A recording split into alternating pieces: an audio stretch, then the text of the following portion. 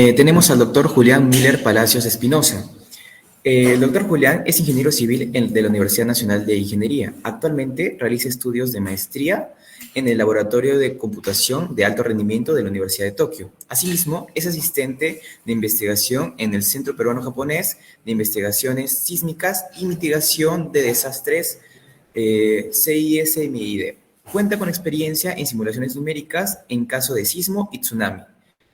Análisis dinámico de estructuras, monitoreo de salud estructural, programación para la sistematización de procesos y elaboración de aplicaciones. Además, ha publicado y fue ponente en el Simposio Internacional Enhancement of Building Technologies for Resilient Cities. Y en esta ponencia nos va a hablar sobre las estrategias computacionales para la solución del problema de ingeniería de gran dimensión. Buenas tardes, doctor Julián. Es un honor tenerlo con nosotros. Le damos el pase para que nos dé la exposición de su tema.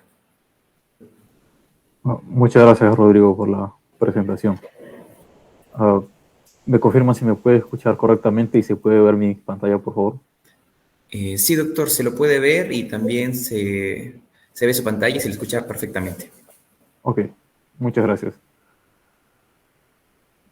Bueno, en primer lugar, quisiera agradecer a los organizadores por la invitación realizada a este tercer Congreso Internacional de Computación e Ingeniería Civil. Ya es la segunda vez que participo y bueno, estoy realmente agradecido. Y en esta oportunidad quisiera hablarles sobre las estrategias computacionales para la solución de problemas de ingeniería de gran dimensión. El día de hoy y el día de ayer se presentaba diversas investigaciones sobre la simulación de problemas de ingeniería civil.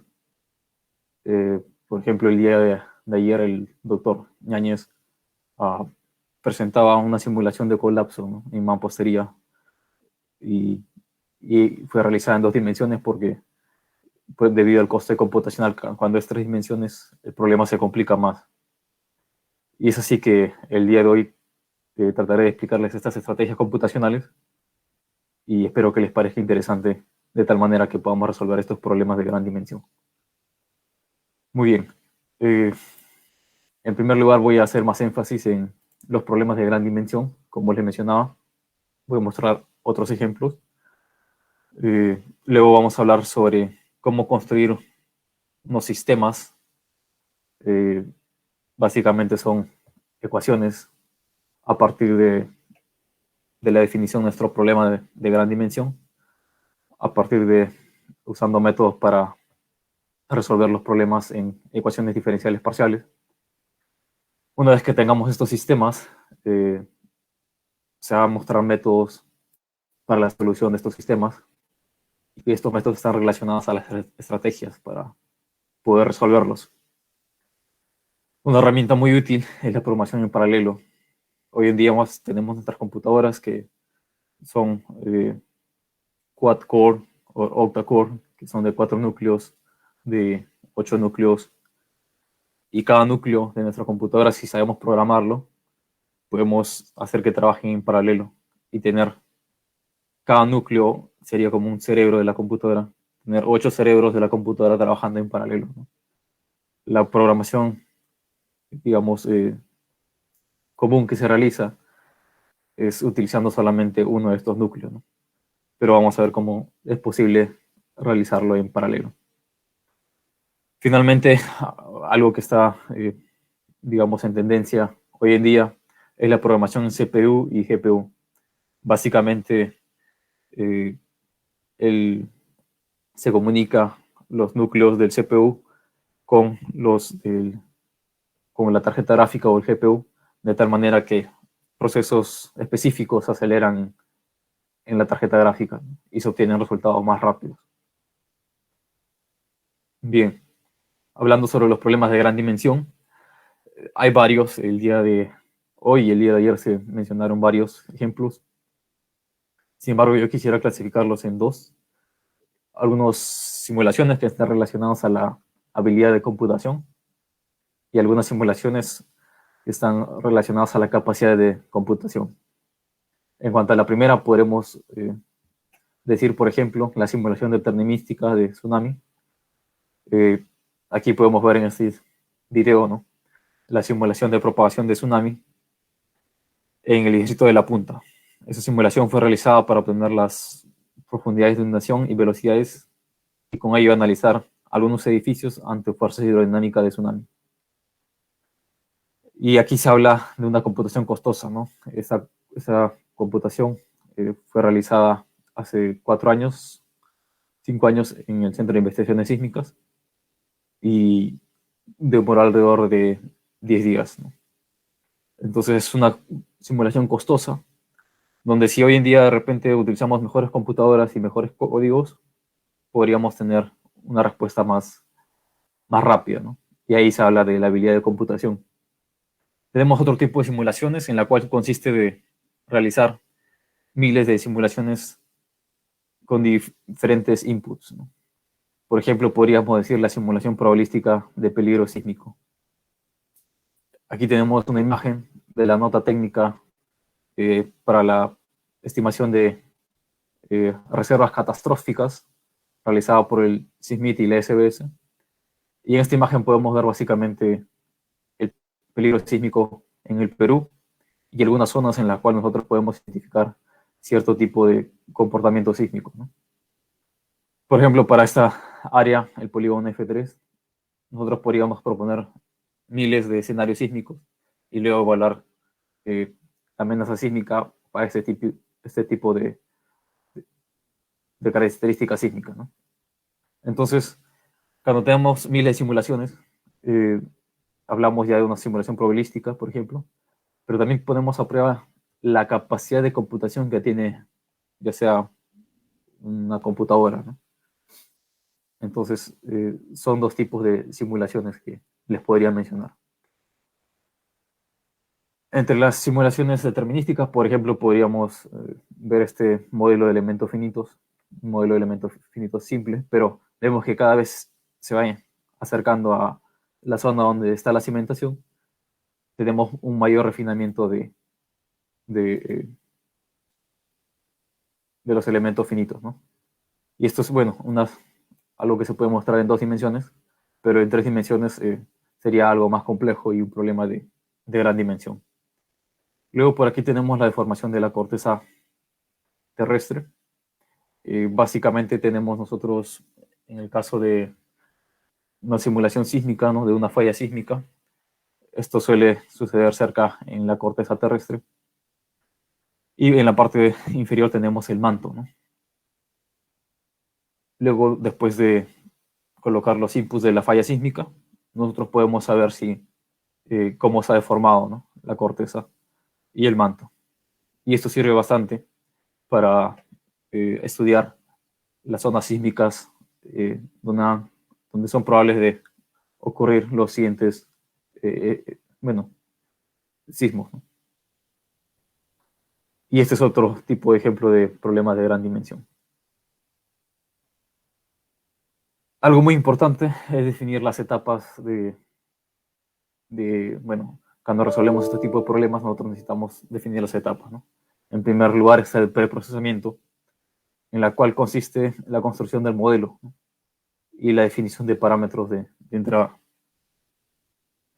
Por ejemplo, tenemos para el caso visto anterior, ¿no?, se define este tipo de, digamos, de discretización para el cuerpo que estamos estudiando. Y aparte se define, digamos, la matriz del sistema, ¿no? Luego nosotros pasamos al procesamiento. Y aquí, bueno, he subrayado esta palabra porque en el procesamiento nosotros vemos la solución numérica del problema a través de métodos numéricos.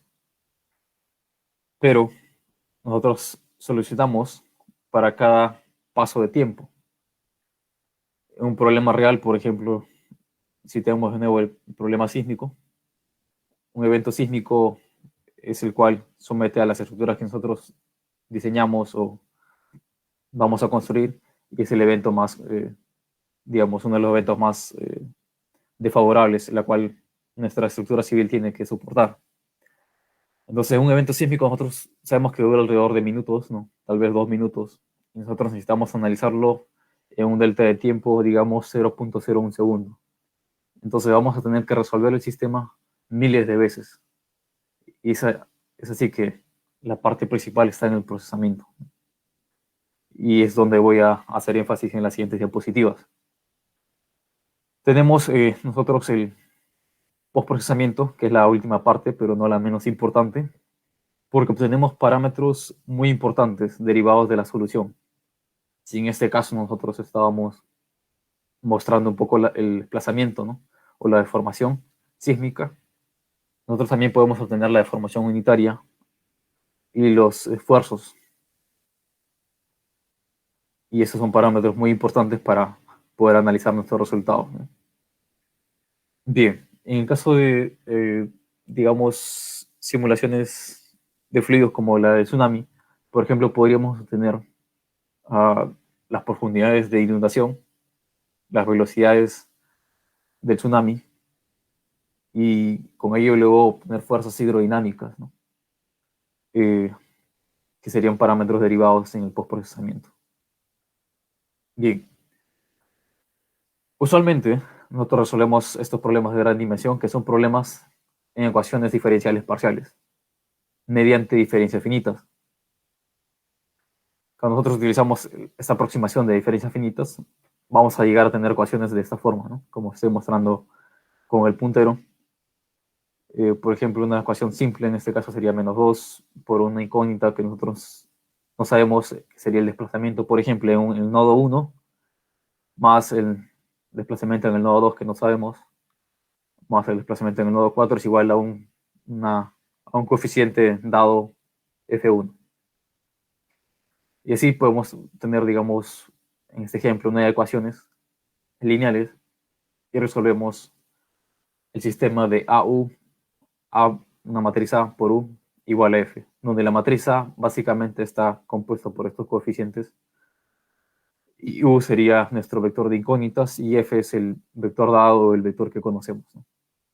Entonces, si tenemos un sistema así a partir de la aproximación de diferencias finitas, nosotros podemos construir este sistema que está acá, donde los casilleros blancos simbolizan que es cero, ¿no?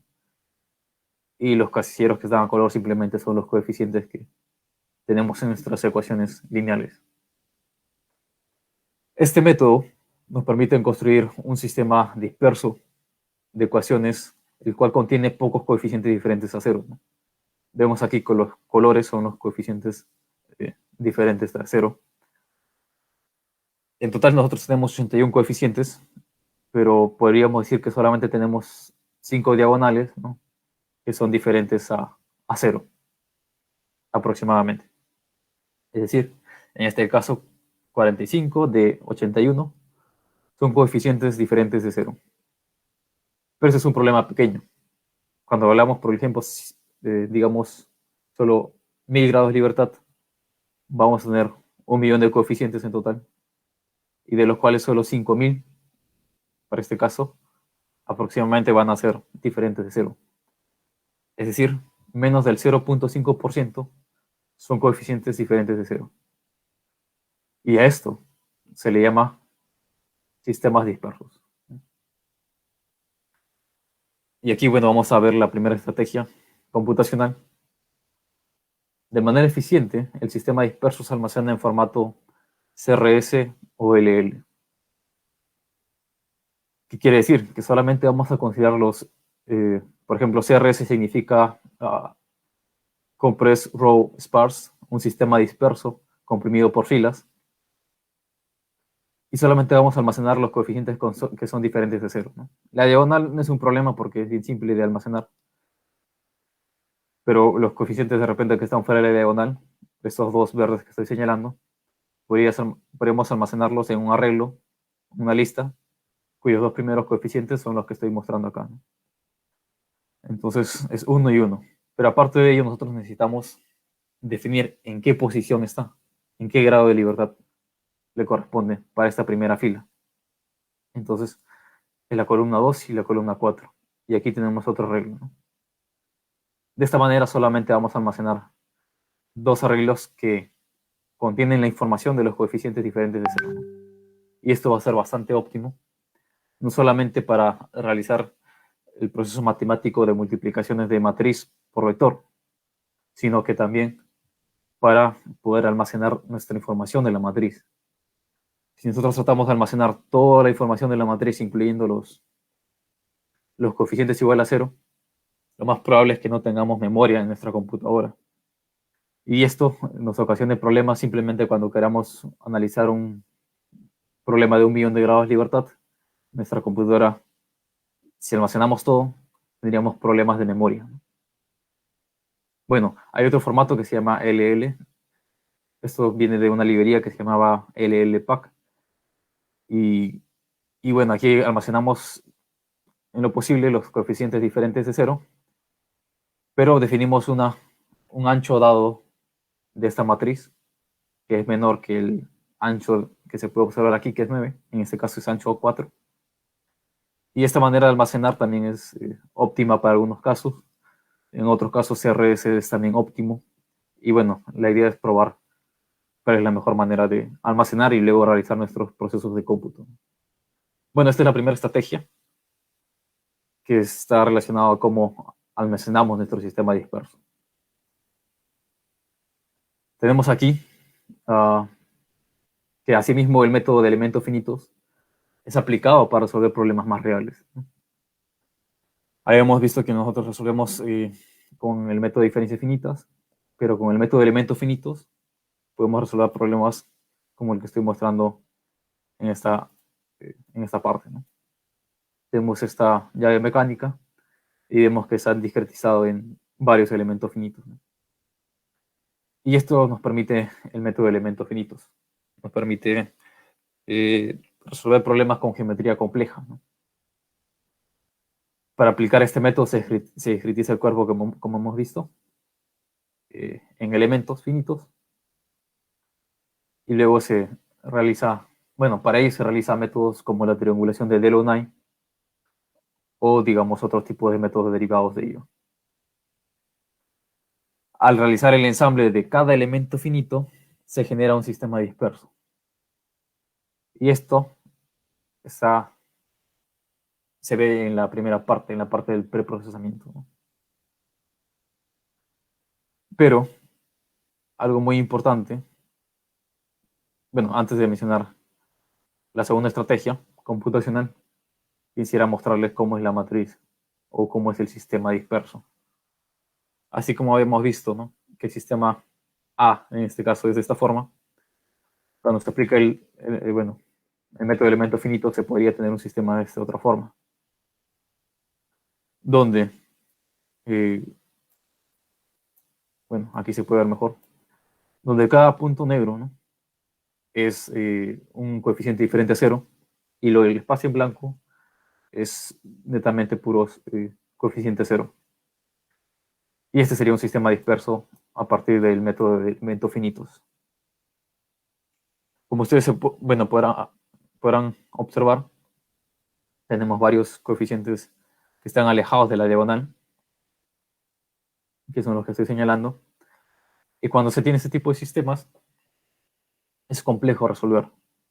Así que se realiza un reordenamiento o renumeración de grados de libertad del sistema, y esto es fundamental para obtener la solución en un tiempo óptimo a través de métodos ya sean directos o iterativos.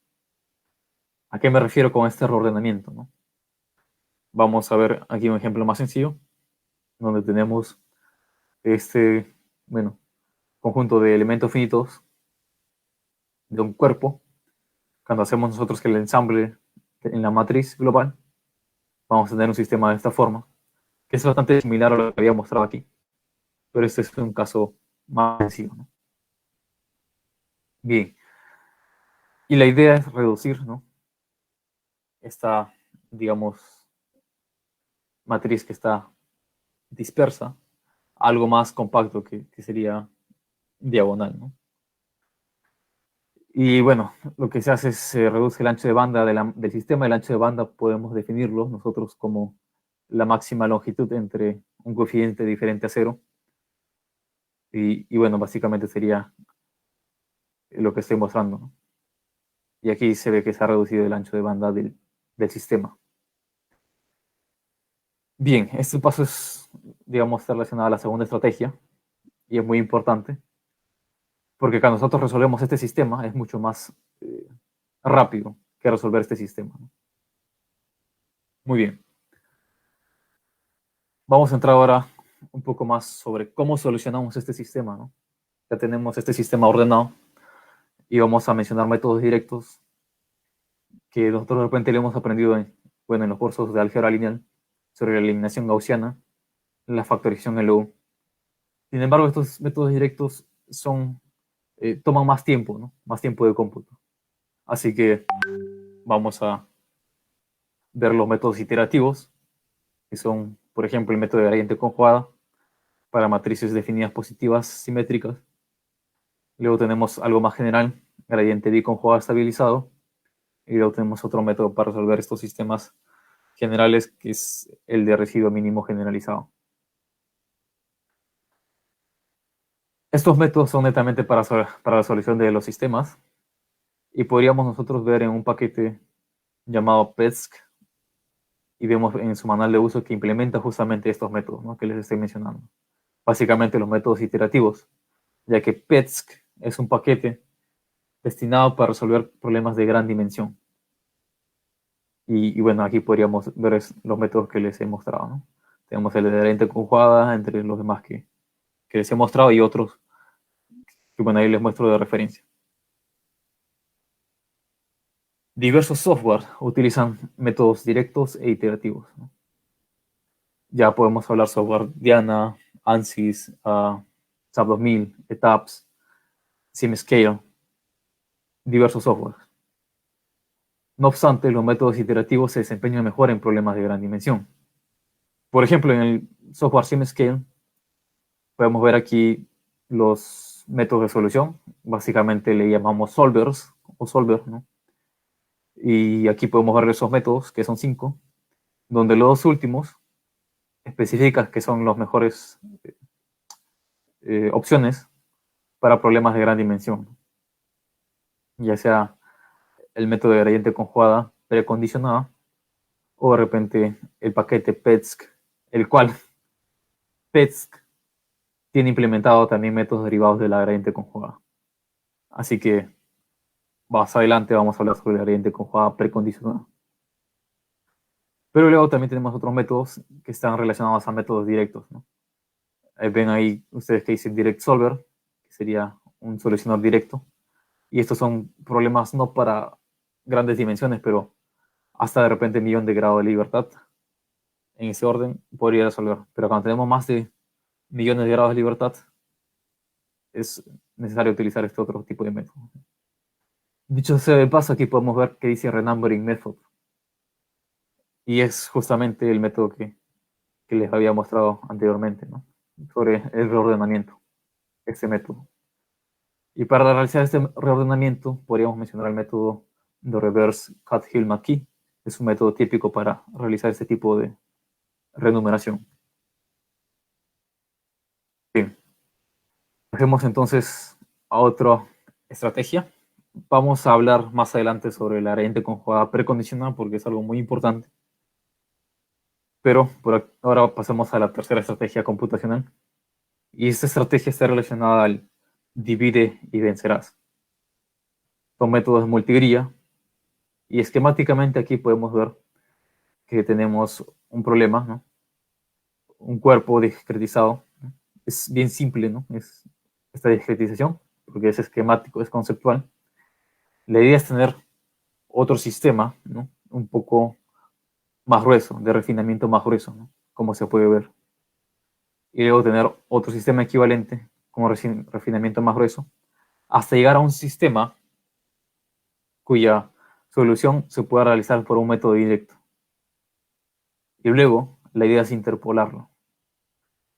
Entonces, lo que hacemos es solucionar en un sistema equivalente más grueso, de refinamiento más grueso, y luego lo interpolamos para hallar la solución. Y esto se hace un proceso cíclico, iterativo, pero es un proceso también óptimo, ¿no? Esto es una idea bien eficiente, ¿no?, y está relacionada, o es la tercera estrategia computacional del día de hoy. Nosotros sabemos que un sistema, como se muestra en lo que estoy mostrando, lo estoy señalando ahorita, se puede, bueno, un cuerpo se puede luego, se puede derivar a un sistema, ¿no? Y en este caso sería una matriz A1. Y nosotros cuando realizamos procesos algebraicos para derivar el segundo sistema, ya no a partir de una discretización geométrica, sino a partir simplemente de procesos algebraicos, nosotros derivamos una matriz A2, y luego una matriz A3 y un sistema más grueso, una matriz A4, resolvemos aquí y luego regresamos. A esto se le llama métodos de multigrilla algebraico. ¿Por qué? Porque realizamos procesos algebraicos para definir el siguiente sistema. Y esto es más fácil porque a veces tenemos nosotros problemas al momento de definir eh, otros sistemas gruesos, ¿no? Cuando hacemos el refinamiento geométrico. Pero cuando realizamos el proceso algebraico es más simple, ¿no? Y bueno, esto es más general, sería el método multigrilla algebraico. Bien, ahora pasamos al método de gradiente conjugada para la solución del sistema precondicionado. Y esta sería la cuarta estrategia. ¿Por qué utilizamos este método de gradiente conjugado? Porque el costo computacional es menor que el de los métodos directos y es adecuado para computación en paralelo. Y hoy en día podemos tener computadoras de varios procesos en paralelo. Bien, ¿en qué consiste el método de gradiente conjugada? Aquí podemos ver el método de gradiente conjugada con precondicionamiento, donde tenemos aquí un proceso iterativo en el paso número 4. Y aquí, en el primer paso, solucionamos un sistema equivalente, ¿no? M puede ser derivado de un sistema grueso. Por ejemplo, en el método de multigrilla nosotros construíamos un sistema grueso. Y M puede ser definido de esa manera, de tal manera que tenemos una solución equivalente y a partir de esa solución nosotros comenzamos a hacer el proceso de la gradiente conjugada. Cabe resaltar que en el punto D nosotros hacemos la multiplicación de matriz A del sistema por un vector P. Y aquí es donde se lleva mayor coste computacional. Luego podemos definir otra matriz de precondicionamiento M a partir del precondicionamiento de Jacobi o precondicionamiento de la factorización incompleta de Leu o de Cholesky, ¿no? Que son métodos, básicamente. Si nosotros volvemos al paquete PETSC de su manual de uso, ¿no? Vamos a ver que están justamente definidos estos precondicionadores, ¿no? Para resolver este tipo de sistemas. Ahí podemos ver también el método de multigrilla, ¿no? Bien. Veamos nosotros ahora algo más real.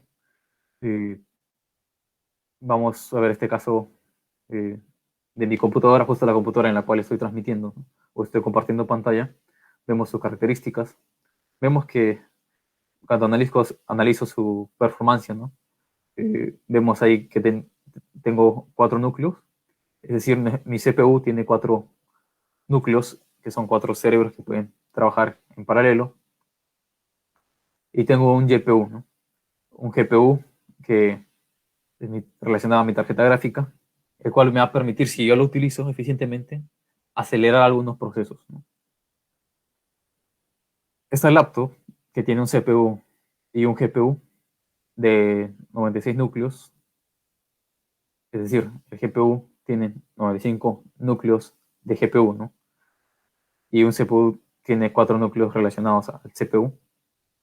En total me da una eficiencia de 0.4 teraflops. Se preguntarán ustedes qué son flops. Flops viene de la operación de números o de decimales o flotantes, por eso es flop, operación de flotantes por segundo. Habíamos mencionado que el mayor coste computacional está dado en la multiplicación de matriz por vector. Y en esta multiplicación de este sistema por el vector vamos a tener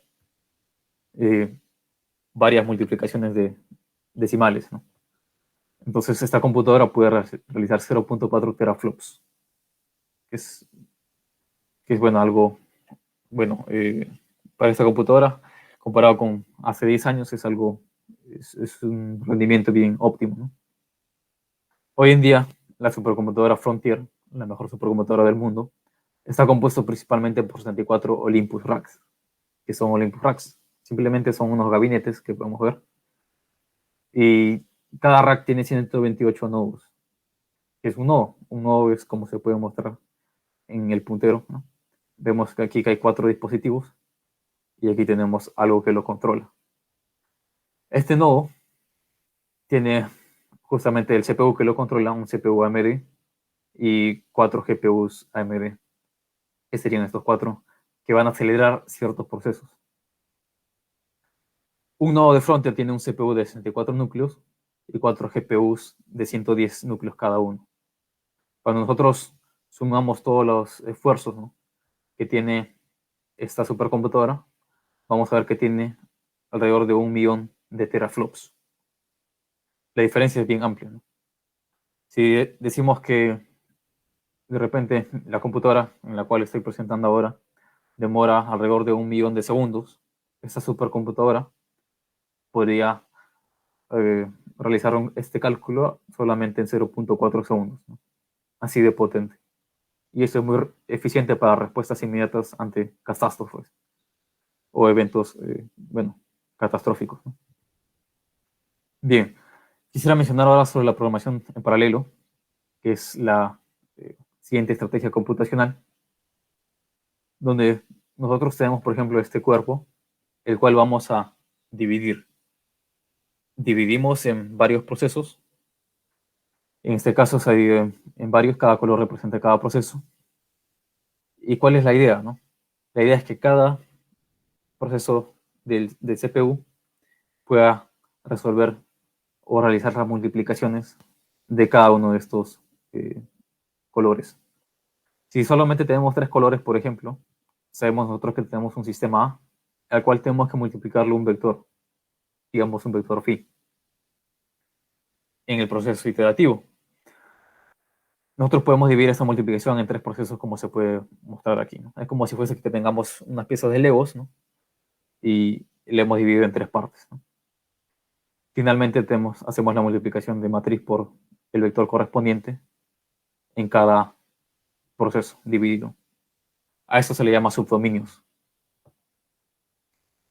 Cuando vemos, por ejemplo, la eficiencia, ¿no?, podemos ver que, por ejemplo, cuando utilizamos solamente un proceso, es decir, un proceso del CPU que tenemos, vamos a obtener que el tiempo demora 20 segundos o 22 segundos. Cuando utilizamos 8 procesos, 8 CPUs, por ejemplo, esta laptop o una laptop similar podría obtener el resultado solamente en 3 o 4 segundos. Cuando incrementamos más, el tiempo se reduce, ¿no? Sin embargo, la eficiencia de la programación en paralelo decae. En esta gráfica podemos ver cómo decae la eficiencia en la programación en paralelo, ¿no? Es muy difícil tener una eficiencia del 100%, pero aún así, la programación en paralelo nos ayuda a reducir el tiempo.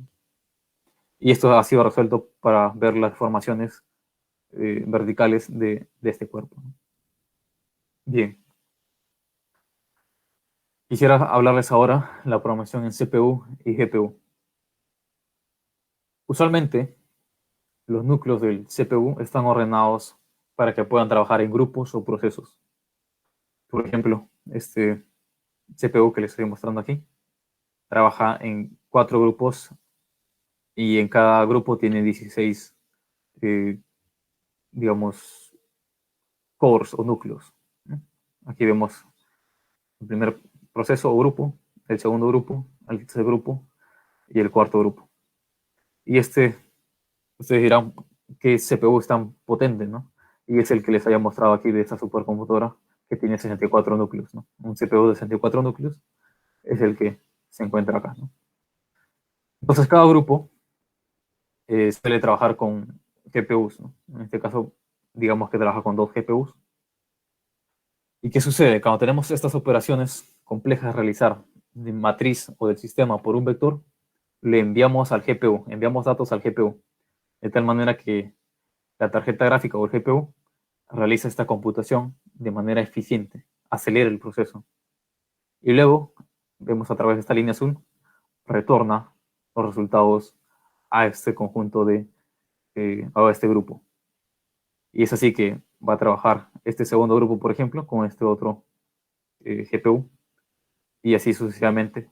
Es como trabaja el CPU con el GPU. un proceso, que sería, por ejemplo, NUMA 0, este proceso, envía y recibe arreglos para que se realicen las operaciones costosas en los dispositivos GPU. Bien, y esa sería la presentación del día de hoy. Y bueno, espero que les sirva un poco sobre estas estrategias computacionales y bueno, el tratado de transmitir el día de hoy, ¿no? Gracias. Perfecto, doctor Julián. Una felicidad por su excelente ponencia. Y ahora vamos a empezar con la ronda de preguntas, que serán extraídas de la página oficial del CSIC mediante la transmisión en vivo. Como primera pregunta tenemos, ¿qué tan eficiente son dichas estrategias computacionales para la solución de problemas en el ámbito de la ingeniería civil? Eh, para nosotros utilizamos softwares, ¿no?, para resolver problemas de ingeniería civil, digamos solamente con la primera estrategia, ¿no? Si no utilizamos, o si el software no utiliza un sistema, un formato de almacenar nuestro tema de problema, si no utiliza esta estrategia, sería imposible resolver para una computadora común, digamos, un problema de ingeniería civil de 1 millón de grados de libertad. Así que es así, es necesario, ¿no? Y el tiempo de cómputo nosotros podemos tenerlo veces más rápido cuando utilizamos alguna de estas estrategias, ¿no? Perfecto, doctor. Como siguiente pregunta tenemos, ¿en qué porcentaje se aplica actualmente las estrategias computacionales para la solución de problemas de ingeniería en el Perú? Bueno, es una pregunta muy buena. Realmente nosotros utilizamos softwares y, y estos softwares contienen estos métodos que les mencionaba, ¿no? Tal vez las 4 primeras estrategias. Sin embargo, cuando hablamos de programación en paralelo, no todos los softwares tienen esa opción, ¿no? En últimos años, eh, software como SAP 2000 o otros softwares han incorporado la programación en paralelo, es decir, considerar varios procesos, varios núcleos de nuestra computadora y sacar el máximo provecho. Sin embargo, aún los softwares siguen implementando la programación en CPU y con la tarjeta gráfica, ¿no?, y en GPU. Así que es una tendencia. Y hay software que no consideran el procesamiento en supercomputadoras, ¿no? Y eso es algo que falta desarrollar, ¿no? Perfecto. Para la siguiente pregunta tenemos, ¿qué limitaciones tiene el sistema disperso de ecuaciones en la mecánica de materiales? Disculpa, podría repetirlo, ¿no? Creo que sí, doctor. Dice, ¿qué limitaciones tiene el sistema disperso de ecuaciones en la mecánica de materiales? Uh, bueno, limitaciones, la verdad que no la encuentro. De repente, que el proceso de álgebra lineal, ¿no?, que se solía hacer, eh, ahora ya no es tan directo, ¿no?, sino que ahora tenemos que pensar en cómo es este formato, cómo es el sistema disperso y solamente trabajar con los coeficientes diferentes. Entonces la matemática cambia. De repente se podría decir que es un poco más complicado realizar este tipo de procesos algebraicos, ¿no? Pero no le veo ninguna limitación, aparte de que la matemática se vuelve un poco complejo, o bueno, además el proceso, ¿no?, se vuelve un poco más complejo. Perfecto, doctor. Como siguiente pregunta tenemos, ¿puede ser utilizado el método de elementos finitos para la resolución y diagnóstico de problemas de análisis estructurales para la obtención de su desplazamiento? Sí, de hecho, varios softwares utilizan eso, ¿no? Cuando queremos realizar el análisis de obras civiles, por ejemplo, algo muy intenso, ¿no?, se puede utilizar de elementos finitos para ello, ¿no?, que son geometrías complejas necesariamente, o reales. Perfecto, doctor. Y como última pregunta dice, ¿estas estrategias computacionales de qué dependen principalmente en las especificaciones de las computadoras? ¿Y por qué? Dice. Muy buena pregunta, ¿no? En primer lugar, depende si vamos a utilizar la programación en paralelo, ¿no? Depende de cuántos núcleos nosotros tenemos, ¿no? En nuestra computadora. Es algo muy importante. Si tenemos más núcleos, digamos 20 núcleos o 40 núcleos, utilizar estas estrategias como la programación en paralelo es muy importante. Aparte de ello, también depende de la eficiencia en la computación. Usualmente no se sabe mucho, pero cuando se compra una computadora y queremos hacer este tipo de simulaciones, es bueno buscar la capacidad de teraflops, ¿no? Que son las operaciones de decimales que puede hacer. Así que depende también de ello. Y si tenemos un GPU y tenemos un software que acelera el cálculo a través de las tarjetas gráficas, también es importante esta especificación, ¿no? Para poder utilizar esta estrategia computacional. Perfecto, doctor.